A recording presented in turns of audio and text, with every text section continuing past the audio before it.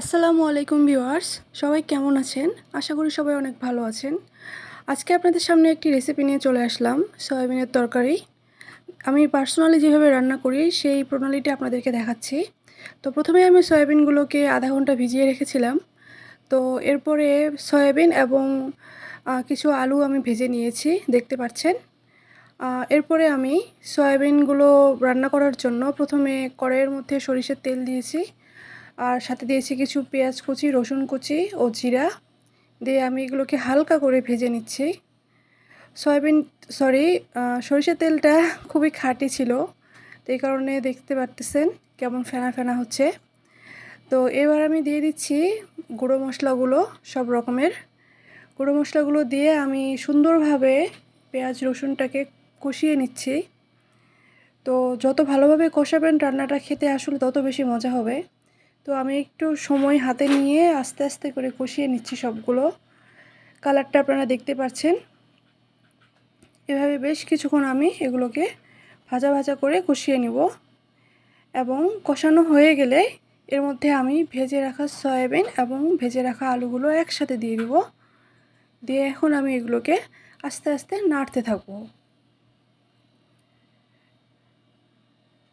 ঠিক এভাবে করে আপনারা একটু সময় নিয়ে আস্তে আস্তে করে এবং চুলার আঁচটা অবশ্যই কমিয়ে দিবেন।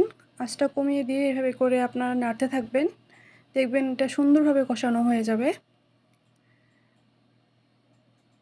আপনি ঠিক যতটা কষাবেন ততটা এগুলো খেতে মজা হবে। সয়াবিনের তরকারি অনেকে আছে ভালোভাবে রান্না করতে পারে না। আসলে যে কোনো রান্না যদি মন দিয়ে করা হয় সব রান্নাই ভালো হয়।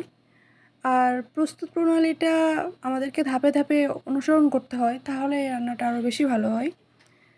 তো আমি চেষ্টা করছি যাতে এটা খেতে খুব ভালো হয়, আর আমার খুবই পছন্দের।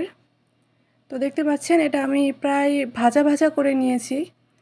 কষাতে কষাতে এটার পানি টানি সব কিছু শুকিয়ে গেছে এবং এটা জিনিসটা দেখতে একদম মনে হচ্ছে যে আমি মানে এখনই তুলে খেতে পারবো এমন লাগছে। দেখতে পাচ্ছেন, দেখুন কত সুন্দর লাগছে এগুলো দেখতে। তো এটা আসলে কষাতে কষাতে এখন একটু হালকা সিদ্ধর জন্য আমি পানি দিয়ে দিচ্ছি, খুব অল্প পরিমাণে পানি দিয়ে। এরপর আমি এগুলোকে নাড়তে থাকবো, ভালোভাবে নেড়ে নেব যাতে পুরো মশলাগুলো সব কিছু পুরো সয়াবিনের ভেতর পর্যন্ত চলে যায়। আসলে পানিটা না দিলে সয়াবিনের ভেতরে মশলাগুলো সহজে ঢুকবে না, তাই আমি অল্প পরিমাণ পানি দিয়েছি। আর পানি দেওয়ার পরে এভাবে অনবরত একটু নেড়ে দেব।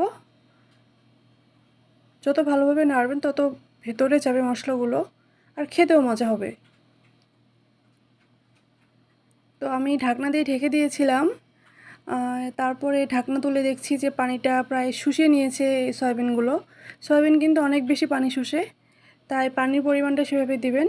আর দেখুন এটা কেমন সুন্দর লাগছে, কষা কষা একদম মাংসের মতো। এটার টেস্টটাও কিছুটা মাংসের মতো হয়ে থাকে। তো আমি এটাকে ভালোভাবে আস্তে আস্তে করে কষিয়ে নিচ্ছি, শেষবারের মতো কষিয়ে নিচ্ছি যাতে জিনিসটা আমার আরও বেশি ভালো হয়।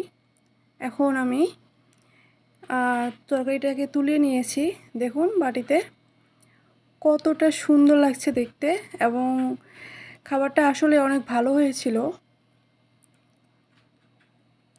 সয়াবিন যারা যারা এভাবে কষিয়ে রান্না করতে পারেন অবশ্যই কমেন্ট করে জানাবেন। আল্লাহ হাফেজ।